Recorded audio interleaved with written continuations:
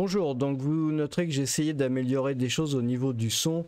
Alors, Expatriation Voyage, c'est une chaîne dans laquelle j'essaye de vous donner le plus possible d'informations factuelles de manière à vous aider en expatriation. D'une part, à choisir votre pays d'expatriation, ou alors à en changer, ou quand vous y êtes, eh bien, à bien vous établir, à bien y être en tant qu'expatrié. J'ai un biais évidemment principalement vers la Chine, c'est un pays que je connais très bien. Je connais d'autres pays, mais comme c'est, disons, le pays le plus exotique que je connaisse, enfin il y a le Japon aussi, eh bien je pensais que voilà, c'était bien de faire une chaîne et j'ai vu sur YouTube des expatriés qui faisait des vidéos pour dire pourquoi j'ai fui la France. Alors, en ce moment, tout le monde fuit la France, hein, c'est malheureusement le cas. Moi, personnellement, quand je suis parti en expatriation, j'ai absolument pas fui la France. Euh, J'étais toujours attiré par l'Orient, le Japon, la Corée, la Chine. Ça m'a toujours fait rêver. Et à tel point que même quand j'étais jeune, en fait, j'avais pris des cours de japonais, j'avais étudié le japonais, été pas mal dans la culture japonaise et discuté avec des copines japonaises pendant une dizaine d'années, à l'époque où on n'entendait même pas parler, les gens savaient même pas ce que c'est qu'un manga, je veux dire, ou très peu de gens savaient ce que c'est que des mangas en France. Je veux dire, voilà, à l'époque, c'était comme ça.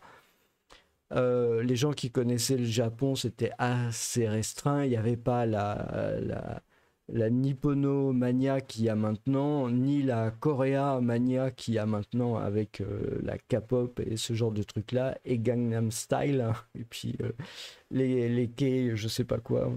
Ouais, la K-pop, en fait, je connais pas du tout le truc, mais voilà. Donc, moi, voilà, j'ai commencé déjà par aller au Japon, ça m'avait vraiment passionné et donc voilà pourquoi la chaîne a un peu ce biais-là, un peu le biais vers l'Asie. Mais je dois avouer que il y a d'autres continents. Je considère l'Inde c'est un continent un peu particulier. Pourquoi je considère que c'est un continent? Parce que en fait l'Inde, si vous regardez un atlas, est quand même relativement, entre guillemets, toutes choses égales par ailleurs, un peu isolé par ses montagnes. Et donc, voilà, il y a ça. Il y a des choses de plus en plus intéressantes en Afrique. Et par nature, j'aime bien l'Amérique latine parce que, bon, on partage la même culture et toutes les relations que j'ai eues avec les personnes d'Amérique latine étaient vraiment très sympas. Donc voilà, moi j'aime beaucoup l'Amérique latine aussi. Mais je vous ai dit donc que j'avais vu des gens qui faisaient des vidéos pourquoi ils ont fui la France. Donc moi je suis parti en expatriation, je n'ai pas fui la France. Par contre, euh, je vais vous donner les raisons pour lesquelles je ne veux pas rentrer. Non, parce que c'est vrai. Je vois beaucoup de gens, en fait, surtout des jeunes, qui disent oui, il faut fuir, on va fuir, je fuis, j'ai fui, voilà pourquoi j'ai fui, et j'ai fait 20 vidéos sur le sujet, ce que je comprends, hein, je veux dire, il n'y a pas de. J'ai aucun souci avec ça. Mais quand vous êtes en expatriation, et que ça commence à faire des années que vous êtes éloigné de la France, à un moment donné, vous vous posez quand même un peu la question, ou à certains moments plutôt, à certains moments, vous vous dites, bon, peut-être ça serait bien que j'essaye de faire un effort, j'essaye de rentrer en France pour voir un peu ce que ça donne. Parce que bon, finalement, après tout, bon, j'ai un passeport français, donc bon, ce serait peut-être bien éventuellement que j'y retourne, je sais pas pourquoi, ouais, enfin bon, donc voilà, ça serait pas mal. Mais vous rentrez en France, vous arrivez soit à Charles de Gaulle, pour ceux qui aiment bien prendre l'avion. Je suis pas trop fan de l'avion, mais bon. Ou alors Gare du Nord, hein. Quand vous venez quand vous venez des pays, quand vous venez en train des pays de l'Est, hein, Belgique, Pays-Bas, Allemagne, etc. Et donc, vous tombez là, éventuellement vous devez prendre le métro, et là vous vous dites, oh là, Oh là. Et donc bon, ensuite, bah, vous comprenez, vous regardez un peu les tickets de train, vous avez compris que le train c'était devenu en France un transport de riches, hein. Je suis désolé parce qu'au prix des billets et vu le service, c'est quand même un rapport qualité-prix, je trouve assez scandaleux. Donc voilà, vous évitez de prendre le train, en fait vous louez une voiture parce que si vous faites le calcul, vous apercevez que ça va vous coûter beaucoup moins cher, hein. Et donc, l'idée, voilà, c'est, voilà, vous louez une voiture, puis vous allez. L'avantage de la voiture par rapport au train, c'est que le train, bah, bon, vous êtes quand même obligé de rester dans les grandes villes. Le problème, c'est que ces dernières années, effectivement, les grandes villes sont devenues des endroits absolument terribles au niveau sécurité. Enfin, je veux dire, non seulement il n'y a plus de sécurité, mais c'est même carrément négatif. Ça fait peur. Je veux dire, quand vous venez de l'étranger, de n'importe quel pays, parce que généralement les autres pays sont quand même calmes, sont quand même tranquilles, et donc vous arrivez en France, là, ici, et puis bah, vous vous dites, purée, au secours, quoi. Alors vous dites, bon, ok, c'est les grandes villes, alors vous allez dans des villes un peu plus petites, je sais pas, je suis désolé, hein, mais il faut bien citer des noms, je sais pas, Montpellier, Nantes, bon, vous allez me dire, peut-être je suis mal tombé. Ok. Mais je veux dire, quand j'étais jeune, j'ai quand même vécu dans le 93. Je veux dire, je connais un peu ce que c'est que les banlieues et voilà. Donc, mais je veux dire, ce que c'est devenu à ce point-là, même hors banlieue, même dans les petites villes françaises, et après, quand vous avez été donc dans des villes comme ça, Montpellier, Nantes, ensuite vous allez dans des villes encore plus petites, mais vous vous apercevez que c'est pareil, c'est encore pire. Donc finalement, bah, vous vous dites, bon, voilà, ensuite vous voyez qu'effectivement, quand il y a des gens qui se font arrêter, eh bien, voilà, il se passe pas grand-chose. Que généralement, quand il y a des gens qui essayent de se défendre, bah, c'est eux qui se retrouvent devant les tribunaux, voire en prison. Donc finalement, vous vous dites, bon, ok, bah, je veux dire, vu ce que c'est devenu une vraie catastrophe. Quand vous racontez ça à des Français, généralement, ils comprennent pas trop. Mais je comprends aussi, parce que mine de rien, je suis resté aussi pas mal de temps en France avant de partir à l'étranger. Et c'est vrai que vous apercevez pas, quand vous vivez quelque part, vous vous apercevez pas d'une situation qui se dégrade. Ça peut être dangereux à l'étranger, hein, d'ailleurs, hein. C'est pas valable qu'en France. Ça peut être aussi valable à l'étranger. Je me rappelais d'un film, je me rappelle plus du titre, malheureusement. Si quelqu'un le sait, mettez-moi en commentaire. Euh, C'était une famille, visiblement un peu bourgeoise, qui vivait dans une maison et il y avait peut-être des servants, etc. C'était peut-être à Cuba, je suis pas trop sûr. Et puis un jour, il y a la révolution. Et petit à petit, il se passe des choses à l'extérieur, mais petit à petit, la famille s'enferme un peu dans sa maison, qui est une maison cossue, et les années passent. Il y a des gens qui disparaissent, etc. Et voilà, la famille se rétrécit, petit à petit, il reste 2 ou 3 personnes, et on sent que les gens sont recroquevillés sur eux, mais et dehors, au final, ça finit par vivre, etc. J'ai l'impression que c'est un peu ça qui se passe en France. Si vous connaissez le film, mettez-moi dans le commentaire, j'aimerais vraiment bien j'aimerais bien le revoir en fait. Et j'ai l'impression que c'est un peu ça qui se passe en France, c'est-à-dire que la situation sécuritaire se dégrade à vitesse grand V. Les Français ont l'air de s'y faire finalement, mais ils s'aperçoivent pas en fait qu'ailleurs ça va mieux. On dit oui, on dit toujours l'herbe est plus verte ailleurs, mais non, oui, l'herbe elle est plus verte ailleurs. D'ailleurs, ça se demandait s'il y a encore de l'herbe verte en France. Et je viens de tomber justement sur un site qui s'appelle visionofhumanity.org et où les pays sont notés en fonction de la sécurité justement. Donc vous avez les pays more peaceful, donc ça veut dire là les pays calmes, et puis là vous avez les pays beaucoup moins calmes en rouge, hein. Et qu'est-ce qu'on peut voir? On peut voir que l'herbe est vraiment plus verte ailleurs en fait. Parce que si on regarde la France qui est là, elle est en jaune. Donc c'est là. Et je pense qu'ils ont été gentils, hein. Euh, Donc en premier, par exemple, vous avez des pays comme l'Islande, ici, vous avez l'Irlande, là, où vous avez l'Autriche, ici, et puis vous avez la Nouvelle-Zélande, là, Singapour. Bon, Singapour, c'est dans le bout de la Malaisie, là. Donc la Malaisie, ouais, la Malaisie, elle est pas trop loin. Et puis vous avez des pays comme bah, la Suisse, hein, la Suisse ici. Vous avez le Portugal là, qui se trouve là. Donc tout ça, c'est en Europe. Hein. Vous avez le Danemark ici, la Slovénie. Donc là, donc finalement, voilà. Et on va voir à quel score se trouve la France. Et vous allez voir que c'est impressionnant. C'est pour ça que je fais cette vidéo. Et donc, les gens disaient, voilà, les 10 raisons ou les 20 raisons pour lesquelles j'ai fui la France. Moi, voilà, la raison numéro 1 pour laquelle je risque pas de revenir.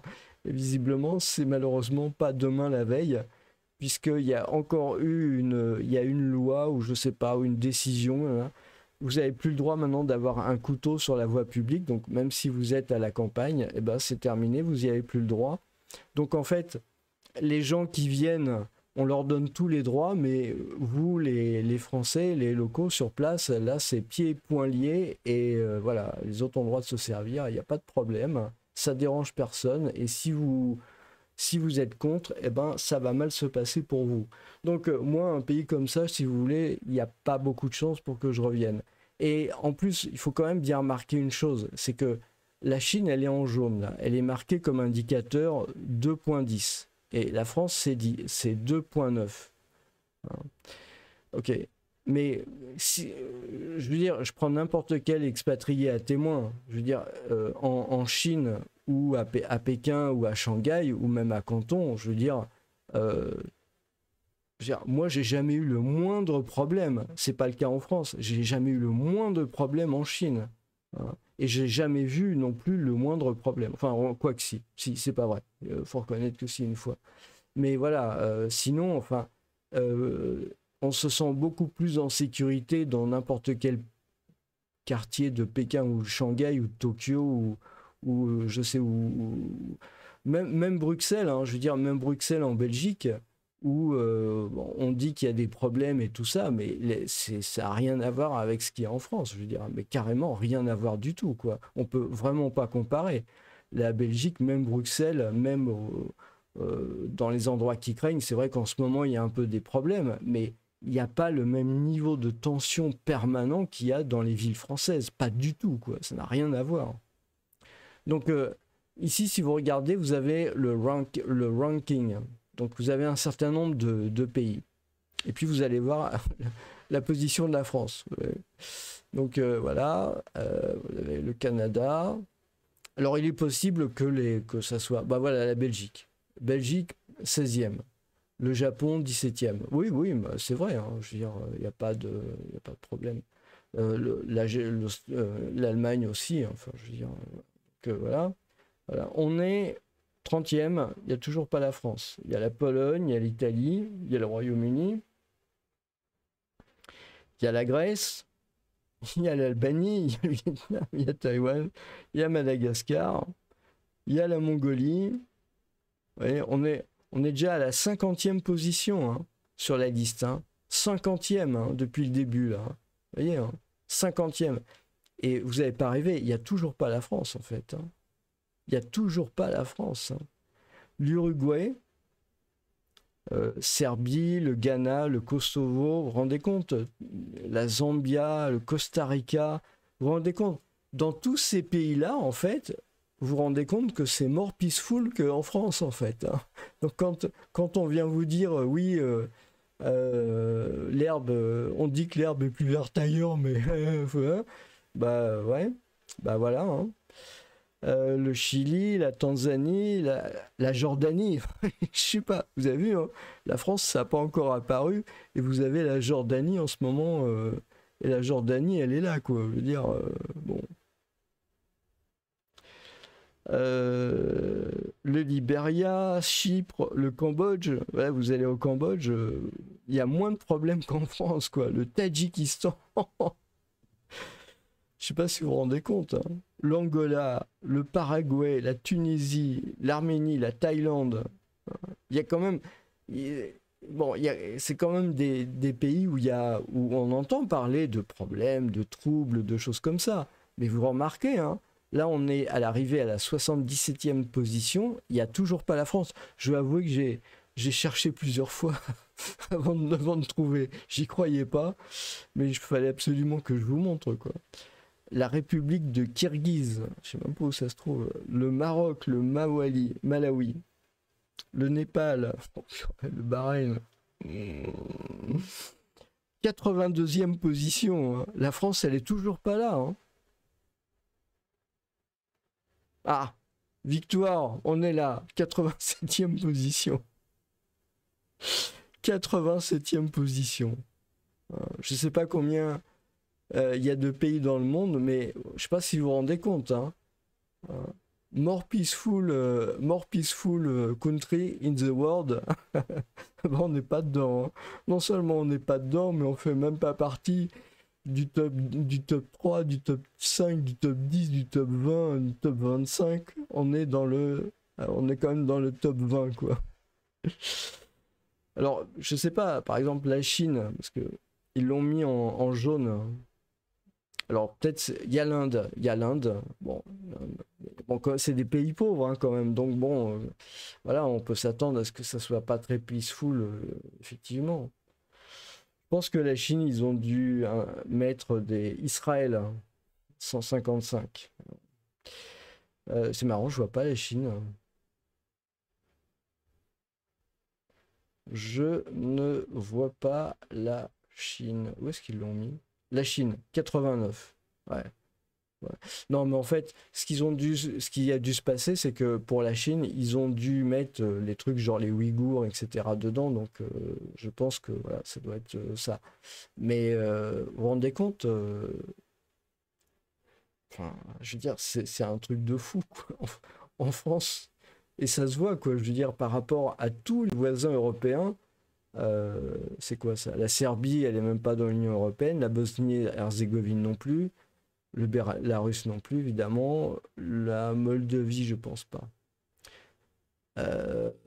Donc c'est quand même assez fou. Bon, bah il y a la Russie et l'Ukraine qui sont en guerre, donc c'est un peu normal qu'ils soient en rouge. Mais voilà, quoi, je veux dire, qu'un pays comme la France soit pas dans les pays les more peaceful, c'est absolument inacceptable, quoi. Je veux dire, ça fait 80 ans qu'il n'y a pas eu de guerre dans le coin.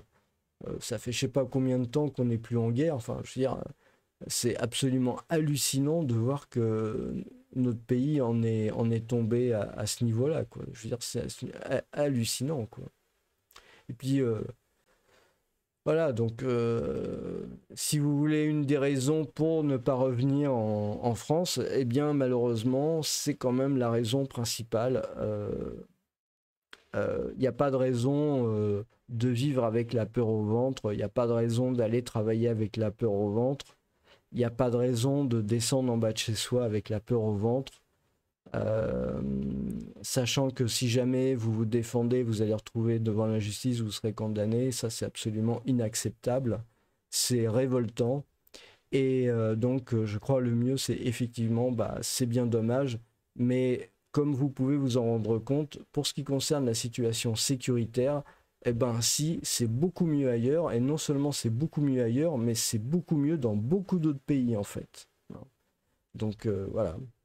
Bah écoutez, hein, bonne journée.